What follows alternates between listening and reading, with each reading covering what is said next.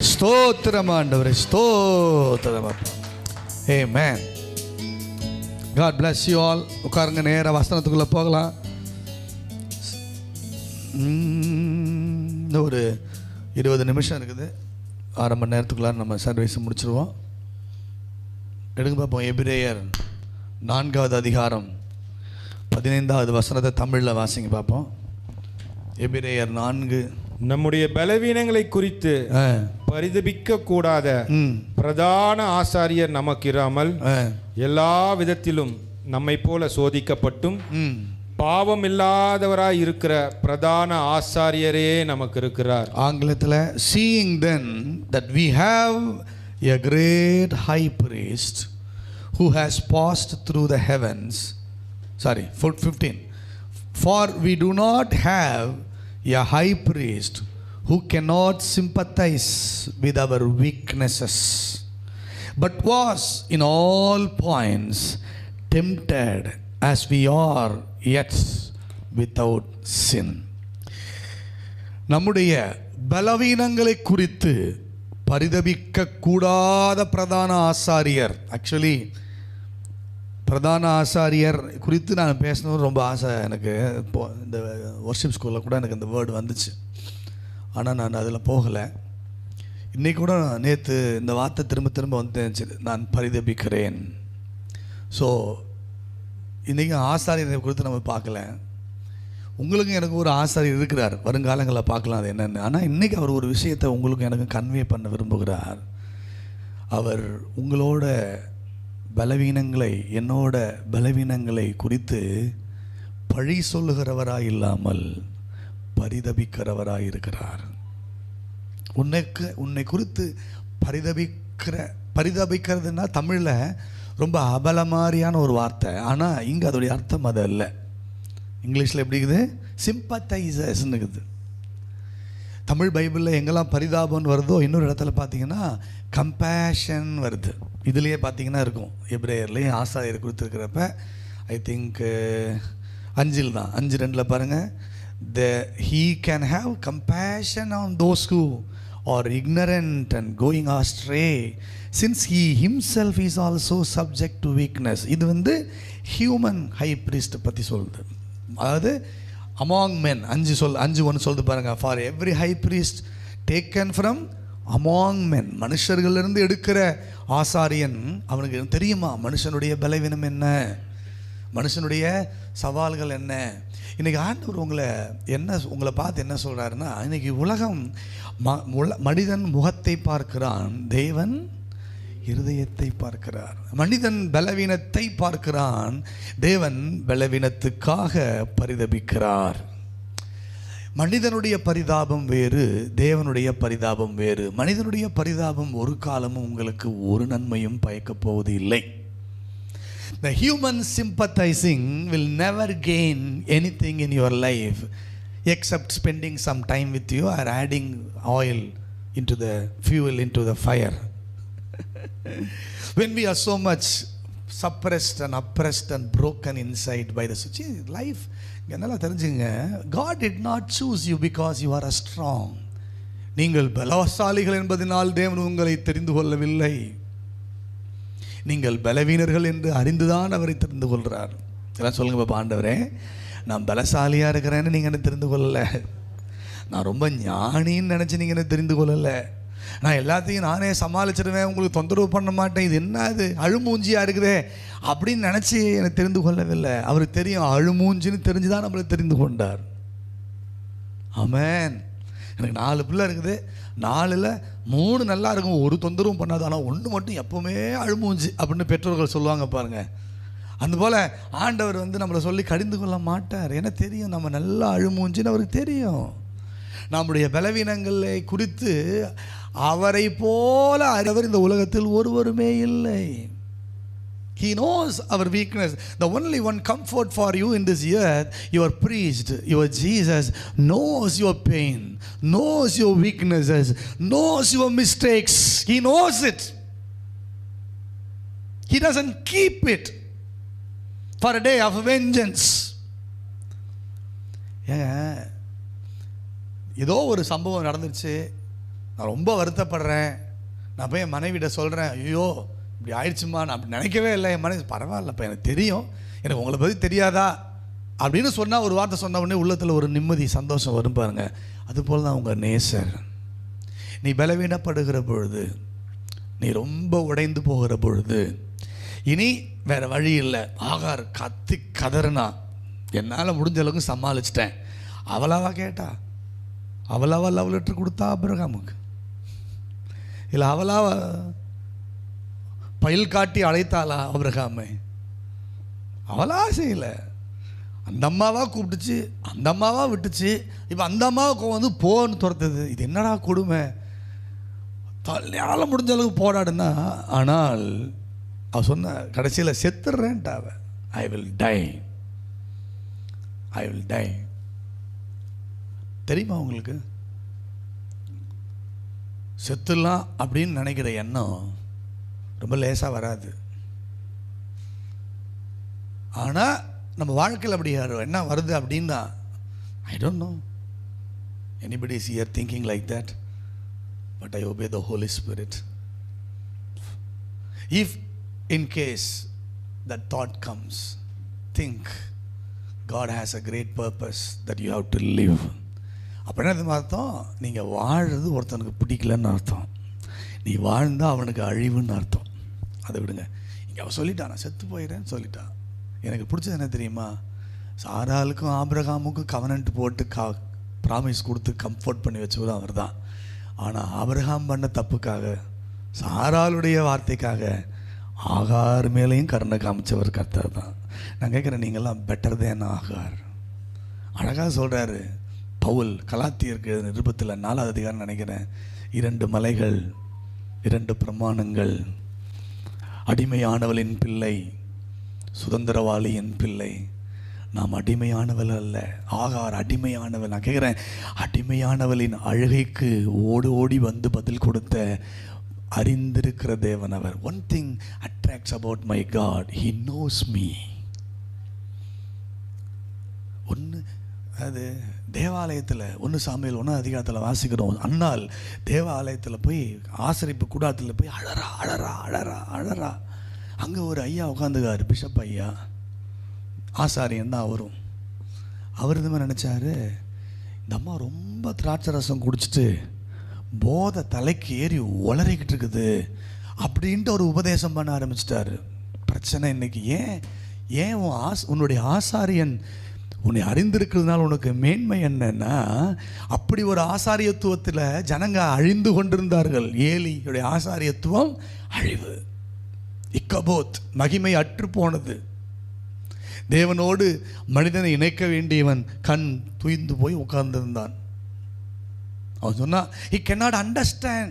There was a priest who was not able to sympathize for the pain of a Hannah. அன்னாள் அழுத பொழுது அவளுக்கு புரியல. அவன் சொன்ன, ஏன் நீ இந்த மாதிரி வெறி கொண்டு வெறித்திருக்கிற? ஐயோ, நீங்கள் நினைக்கிற மாதிரி இல்லைங்க.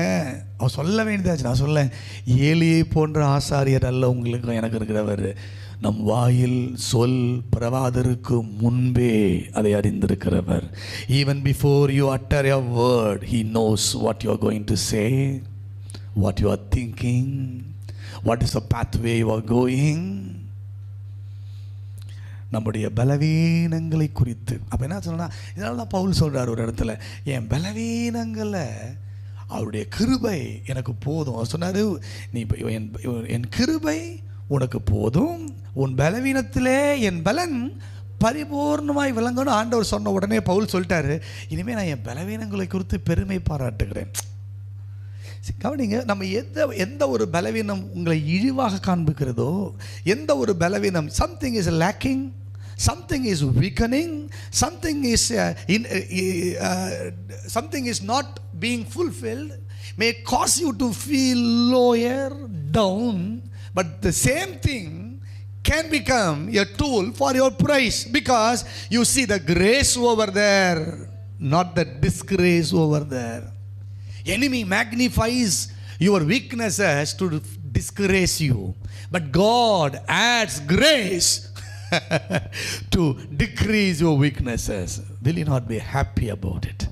சொல்லுங்கள், நம்முடைய பலவீனங்களை குறித்து. இன்றைக்கி இதுதான் ரொம்ப என்னை போட்டு உருட்டிக்கிட்டே இருக்கிற வார்த்தை. நிறையா பார்த்தேன், சுரேஷ் கூட பார்த்தார், உட்காந்து என்னென்னமோ பார்த்தேன். அது எல்லாத்தையும் மூடி வச்சுட்டு இந்த ஒன்றோடு வந்து நிற்கிறேன் நான்.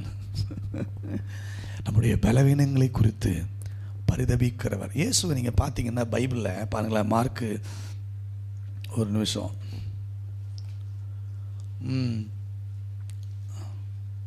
மார்க்கு 8வது அதிகாரம் 2வது வசனம். அதுக்கு முன்னால் எடுங்க பார்ப்போம். அதுக்கு முன்னால் யோனா 4 எடுங்க பார்ப்போம். 4:11. யோனா 4:11. இந்த 3 வசனத்தை மட்டும் பார்த்துட்டு நான் முடிச்சிடுறேன் சீக்கிரமாக இன்னைக்கு. யோனா 4:11.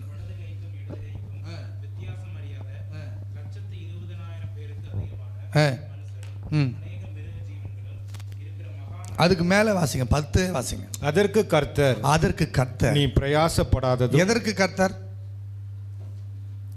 தெரியுதுல, இந்த பகுதி என்னன்னு தெரியுதுல்ல. யோனா வந்து நினிவேவுக்கு பிரசங்கம் பண்ண போகிறாரு, மக்கள் மனம் திரும்பிடுறாங்க.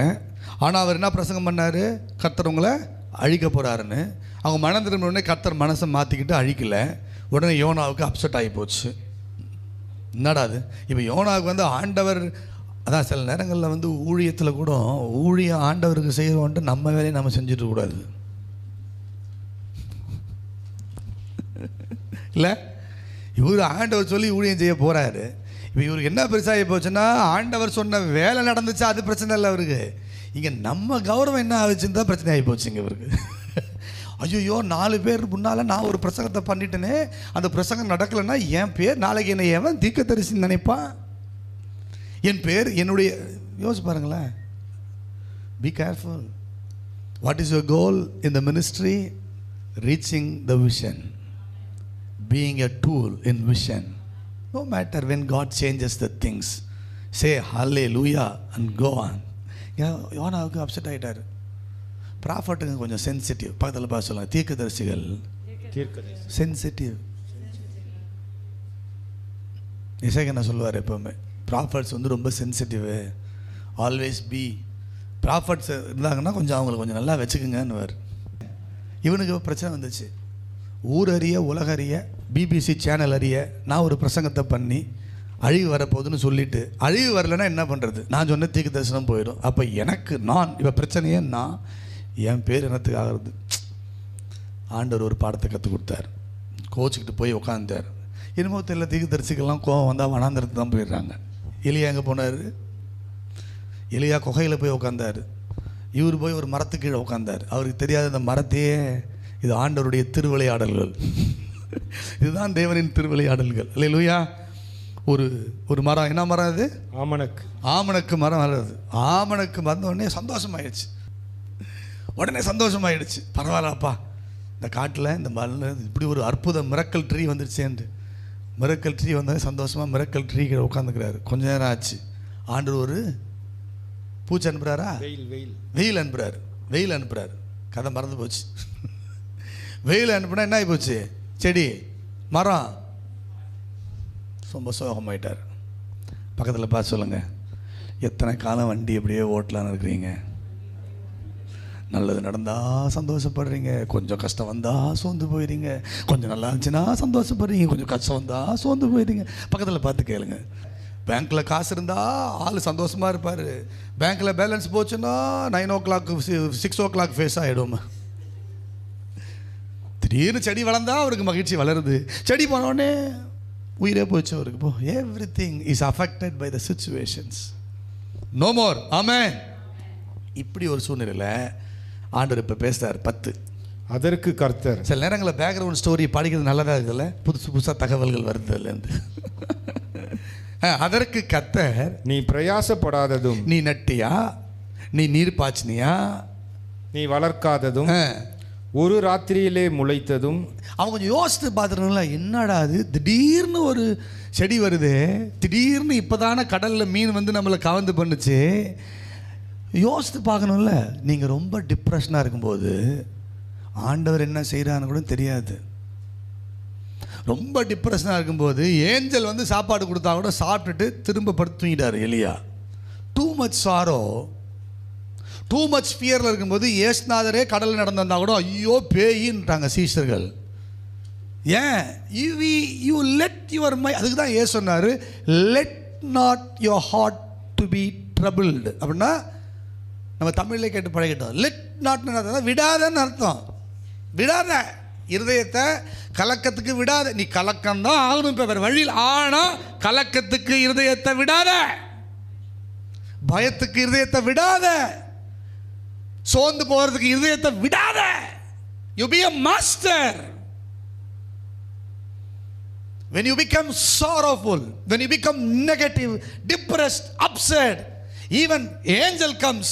Elijah ate, slept again. Even Jesus comes to the house, you will be ready to fight. Martha எல்லாம் சொல்லுங்க பார்ப்போம். ஓகே, அதற்கு கர்த்தர் நீ பிரயாசப்படாததும் நீ வளர்க்காததும் ஒரு ராத்திரியிலே முளைத்து ஒரு ராத்திரியிலே அழிந்து போனதுமான ஆமணக்குக்காக நீ பரிதபிக்கிறாயே. இது குப்பைக்கு போகிறது, வெயில் வந்தா காஞ்சி போகிறது, இதுக்காக நீ பரிதபிக்கிறியே. வலது கைக்கும் இடது கைக்கும் ஆண்டவர் சொல்றாரு பாருங்களா, always value the life which where God's life is there. தேவனுடைய ஜீவன் எதில் இருக்கிறதோ அதை வேல்யூ பண்ணணும், அதுக்காக பரிதபிக்கணும், அதுக்காக அஃபெக்ட் ஆகணும், அதுக்காக. இப்போ எல்லாரும் செய்கிறார்கள், நீங்கள் செய்கிறது என்ன? Life. For what you are working, for what you are contributing, for what you are running for the life of God. பழைய உடன்படிக்கை ஊழியம் மரண சாசனத்தின் ஊழியம், புதிய உடன்படிக்கையின் ஊழியம் ஜீவ சாசனத்தின் ஊழியம். Letter kills, spirit revives.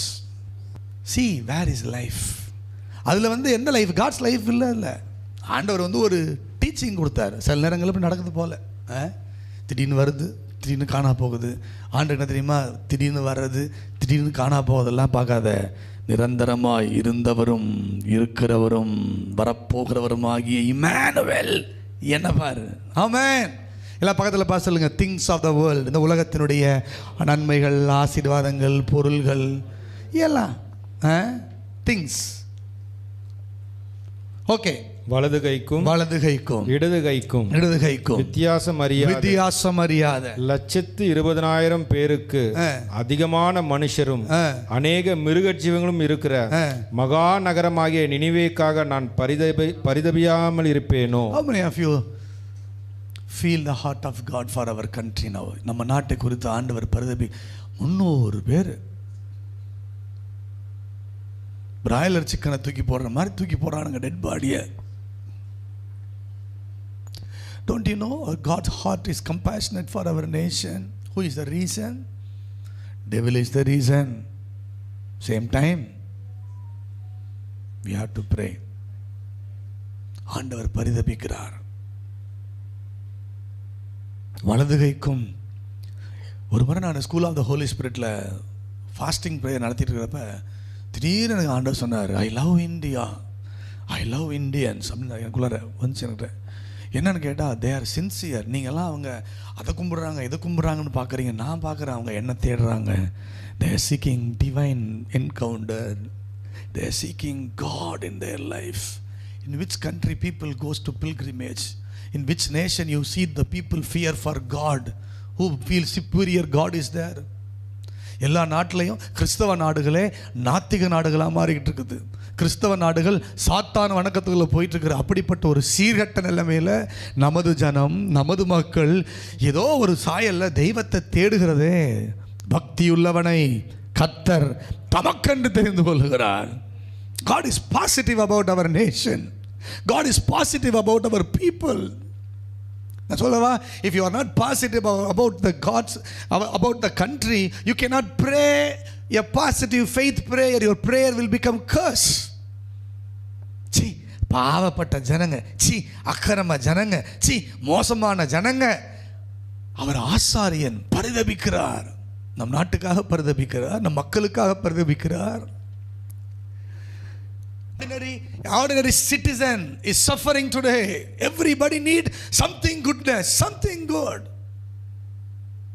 எத்தனை குடும்பங்கள் இன்னைக்கு கண்ணீர் இருக்கும்.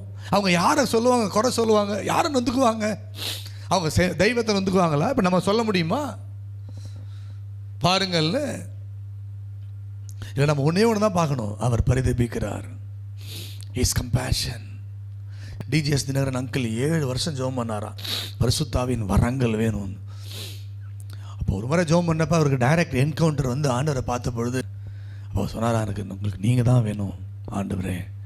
அப்போ கர்த்தர் சொன்னாராம், பிதா, நான் வந்து உன்னுடைய எனக்குள்ளே இருக்கிற மனதுருக்கத்தை உன் இருதயத்தில் வைக்கிறேன்.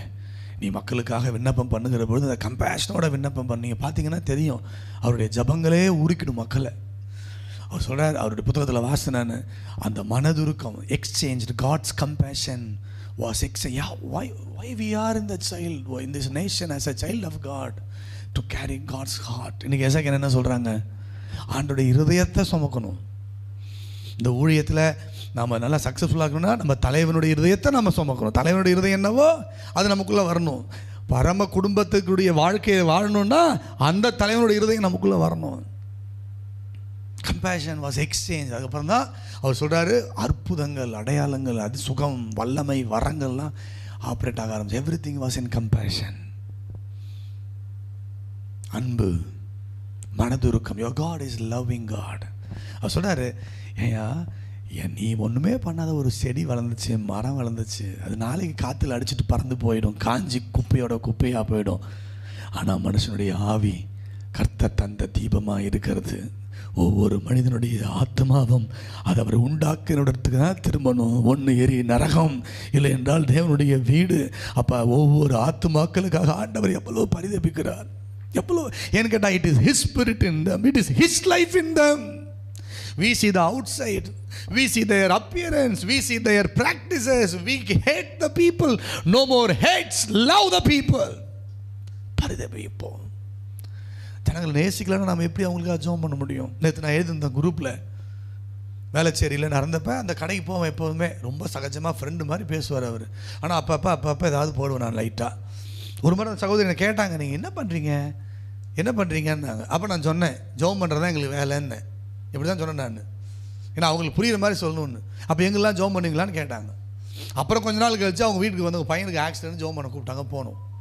திடீர்னு அவங்க ஃபோன் பண்ணி பேசுகிறப்ப அவங்க குரலை கேட்டால் எனக்கு உண்மையாக ராத்திரிலாம் 2 பேருமே ரொம்ப டிஸ்டர்ப்னா பாசிட்டிவ்லி பாரமாக ஆகிடுச்சு. One soul. அவங்களுக்குள்ள இருக்க பரிதவிப்பு எப்படி தெரியுமா? ஐயோ, நான் வந்து என் தேவைக்காக நான் போனேன், இப்போ எனக்கு தேவையெல்லாம் மேட்டர் இல்லை, எனக்கு அவர் தான் எனக்கு வேணும். நான் அவரை நேசிக்கிறேன், அவர் என் கூடவே இருக்கிறத நான் ஃபீல் பண்ணுறேன். ஆனால் என்னால் சுதந்திரமாக சொல்ல முடியல, வெளியில் வர முடியலையே. இந்த ஒரு விஷயத்தில் அவர் அற்புதம் செஞ்சுட்டாருன்னா நான் தைரியமாக சொல்லாமே. God is compassionate. Why he need to prick our heart? Why he is begging you to pray? Why he is begging you to do something in this ministry? He is compassionate. Our பரிதபிக்கிறார். There is a life behind everything. Whatever you and I do is benefiting life. நாம் செய்கிறவைகள் ஏதோ ஒரு விதத்தில் உயிர்களை, தேவனுடைய ஜீவனை, ஆண்டவருடைய மக்களை ஆசீர்வதிக்கிறது. ஆமென். வலது கைக்கும் இடது கைக்கும் வித்தியாசம் அறியாத. See, God's heart never change. This is the God of Old Testament. In Calvary, hanging on the cross, இயேசு என்ன சொன்னார்? சிலுவையில் தொங்கிக் கொண்டு, பிதாவே இவர்களை மன்னியும், தாங்கள் செய்வது இன்னதென்று அறியார்கள். Innocent, ignorant. அதே தான் இங்கே சொல்கிறாரு, வலது கைக்கும் இடது கைக்கும் வித்தியாசம் தெரியும். நம்ம நினைக்கிறோம் அவங்களாம் வேணுங்கன்னே பண்ணுறான். நிறைய நேரங்கள் அப்படி தான் பேசுகிறேன் நானும். ஆனால் அவர் அப்படி பார்க்கல. வலது, அவன் கண்ணு குருடாக இருக்குது, நான் தான் ரட்சகர்னு அவருக்கு அறியல. He is compassionate to the nation. He is compassionate to the ungodly. இன்னொரு இடத்துல இருக்கும், இயேசு மலையில் ஏறி திரளான ஜனங்களை பார்த்தார். வசனம் இருக்கும், கூட்ட ஜனங்கள் இடத்தில் வந்தார்கள். நான் ஏற்கனவே பல முறை சொல்லிக்கிறேன், நான் ஒரு செய்தியில் கேட்டேன். அவர் வந்தவங்களாம் யார்? சப்பானி, சூம்பின கையுடையவர்கள், குஷ்டரோகிகள், கண் தெரியாதவர்கள், திக்கற்றவர்கள், வேற என்ன, காது கேட்காதவர்கள், இல்லைன்னா திமிர்வாதக்காரர்கள், ஏழைகள், அவங்களாம் பார்த்து ஒரு பூரிப்படையில் என்ன ஆகும், ஐயோ எவ்வளோடா மினிஸ்ட்ரி பண்ணுறது சோர்ந்து போகலை. அவர் வசனம் சொல்லுகிறது, திரள் கூட்ட ஜனங்கள் அவரிடத்தில் வருகிறதை கண்டு அவர்கள் மேல் மனதுருகி எப்படி பார்த்தாரா, மேய்ப்பனில்லாத ஆடுகளை போல பார்த்தார். அப்போ என்ன அர்த்தம், ஏன் அவர் பரிதபிக்கிறார்? அவருக்கு தெரியும் இவர்களுக்கு உரிய மேய்ப்பன் நான் தான். தகப்பன் இல்லாதவர்களுக்கு அவர்தான் தகப்பன், தாய் இல்லாதவர்களுக்கு அவர்தான் தாய், சிநேகிதன் இல்லாதவர்களுக்கு அவர்தான் சிநேகிதன். He always replaces and put himself in a place where is your need. What is your need? உன் தேவை எதுவோ அதுவாகவே அவர் தன்னை மாற்றிக்கொள்கிறார். நல்லா சொன்னார், I am that I am. நான் இருக்கிறவராகவே இருக்கிறேன். நிறைய நேரங்களில் ஜனங்க பார்க்குறப்ப ஜனங்க மேலே ஒரு சலிப்பு வந்துடும். லட்சக்கணக்கான மக்களை நடத்தின மோசே சொல்லுகிறார், அவர் மெய்யாகவே தம்முடைய ஜனங்களை சிநேகிக்கிறார். யார் அந்த ஜனங்கள்? எகிப்தின் மேன்மையை இன்னும் பீத்திக்கிட்டு இருக்கிற ஜனங்கள். அங்கே சாப்பிட்ட வெங்காயத்தையும் பெருங்காயத்தை பூண்டையும் புகழ்ந்து கொண்டிருக்கிற மக்கள், வணங்கா கழுத்துள்ள மக்கள், இருமாப்புள்ள மக்கள், பிடிவாதக்காரர்கள், ஈஸியாக நெகட்டிவான மக்கள். ஆனால் மோசே சொல்கிறாரு, அவர் மெய்யாகவே ஜனங்களை சிநேகிக்கிறவர். அப்பார்ட் ஃப்ரம் எவ்ரி வீக்னஸஸ், நம்முடைய பலவீனங்களை குறித்து. அப்படின்னா என்ன அர்த்தம்? எல்லா பலவீனத்துக்கும் மேலேயும் he loves you, he cares for you, he provide you, he is the priest, he has to, only he can. யோவான் 8 வாசிக்கிறோம், ஒரு பெண்மணியை கொண்டு வந்து நிறுத்துறாங்க. கையும் களவுமா பிடிப்பட்ட விபச்சாரத்தில் கல்லெறிய வேண்டும். நல்லா கவனிச்சு பாருங்க, எல்லாரும் முடிவெடுத்தாலும் அங்கே ஒருத்தவர் முடிவெடுத்திருந்தால் அவள் வாழ்க்கையே முடிந்து போயிருக்கும். ஆனால் அவர் வேறு ஒரு முடிவெடுத்தார். அன்னைக்கு, நீ போ, இனி பாவம் செய்யாதே, நானும் உன்னை குற்றம் சாட்டவில்லை. அவர் நம்முடைய பலவீனங்களை குறித்து அறிந்திருக்கிறார். ஆமென். Mark 8:3,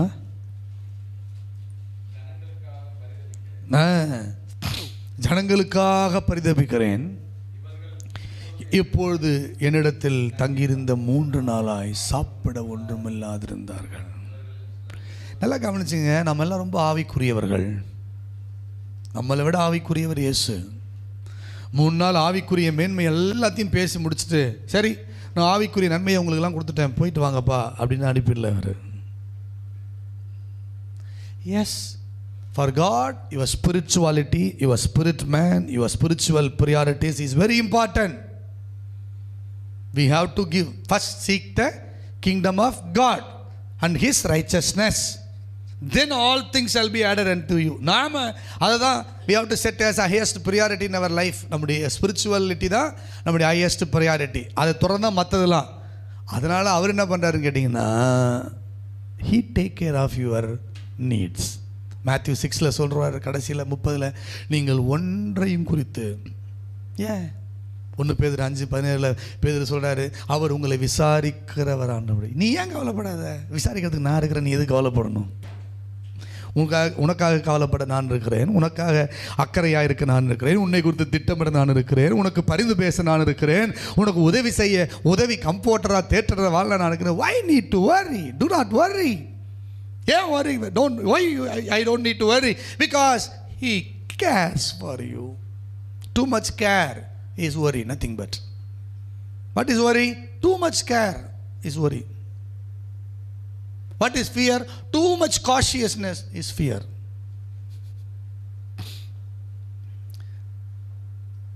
What is control? What is torture? Too much love. What is domination? Too much expectation. பக்கத்தில் பார்த்து சொல்லுங்க, too much become negative. Sorrow, good. Godly sorrow. Too much sorrow, bad. Depression. Okay, leave it. So he see, they didn't think about their food for 3 days, but he thought about their food. God's compassion comes with his provision. பக்கத்தில் பார்த்து சொல்லுங்க, God's compassion comes with his provision. தேவனுடைய மனதுருக்கம் தேவையை சந்திக்கிறது. எந்த தேவையை சந்திக்கிறது? ஆவிக்குரிய தேவையும் சந்திக்கிறது, சரீர தேவையும் சந்திக்கிறது. அவர் காலியாக இருக்கிற ஆவியை நிரப்புறதுல மட்டும் கவனமாக இல்லை, காலியாக இருக்கிற வயிறை நிரப்புறதுலையும் கவனமாக இருக்கிறார் அவர். ஆமென். how much he values. நீங்கள் எண்ணத்தை உண்போம், எண்ணத்தை உடுப்போம் என்று எதை குறித்து கவலைப்பட. ஏன்டா இங்கே அவர் கவலைப்படுறாரு, இவங்க 3 நாளாக எதுவுமே சாப்பிடலையே, உன் சாப்பாட்டை பற்றி அவர் கவலைப்படுறாரு, நீ கவலைப்படாத. பக்கத்தில் பார்த்து சொல்லுங்கள், சாப்பாட்டை பற்றி அவர் கவலைப்படுறாரு. என்ன ட்ரெஸ்ஸுன்னு போடுவோன்னு அவர் கவலைப்படுறாரு. என்ன அவர் கவலைப்படுறாரு, நான் கவலைப்பட வேண்டியதில்லை. அவர் தானே சிலுவையில் அறையப்பட்டார். அவர் வெறுமனே பரிதபிக்கிற ஆசாரியன் அல்ல. டைம் இல்லை, இப்போ கண்டினியூ பண்ணுவோம் அடுத்த வாரங்களில். ஐ திங்க் 9 நினைக்கிறேன். 9 வாசிங்க பார்ப்போம். 9 எபிரேயர் 9:6 வாங்க. இவைகள் இவ்விதமாய் ஆயத்தமாக்கப்பட்டிருக்க, சரிங்க, ஆசாரியர்கள் ஆராதனை முறைமைகளை நிறைவேற்றும்படிக்கு முதலாம் கூடாரத்திலே நித்தமும் பிரவேசிப்பார்கள். சரிங்க. 7 இரண்டாம் கூடாரத்திலே பிரதான ஆசாரியன் மாத்திரம் வருஷத்துக்கு ஒரு தரம் இரத்தத்தோட பிரவேசித்து அந்த இரத்தத்தை தனக்காகவும் ஜனங்களுடைய தப்பிதங்களுக்காகவும் செலுத்துவான். 12 வெள்ளாட்டுக்கடா 11 கிறிஸ்துவானவர் வரப்போகிற நன்மைகளுக்குரிய பிரதான ஆசாரியரை வெளிப்பட்டு கையினால் செய்யப்பட்டதாகிய இந்த சிருஷ்டி சம்பந்தமான கூடாரத்தின் வழியாக அல்ல, பெரிதும் உத்தமமான கூடாரத்தின் வழியாகவும் வெள்ளாட்டுக்கடா இளங்காலை இவைகளுடைய இரத்தத்தினாலே அல்ல, அதுதான் தம்முடைய சொந்த இரத்தத்தினாலும் ஒரே தரம் மகா பரிசுத்த ஸ்தலத்திலே பிரவேசித்து. முடிச்சிடறேன். நித்தியம் அவர் பரிதபிக்கிற பிரதான ஆசாரியர். பழைய ஏற்பாட்டிலையும் பிரதான ஆசாரியர் பரிதபிப்பான்னு பார்த்தோம். 5 பார்த்தோமா? among men, taken among men so that he can have a compassion. But problem என்ன? அவன் கம்பேஷன் அவன் கொண்டு வர ஆட்டை வெட்டி அவனுக்கு வருஷம் வேலை செய்வான்.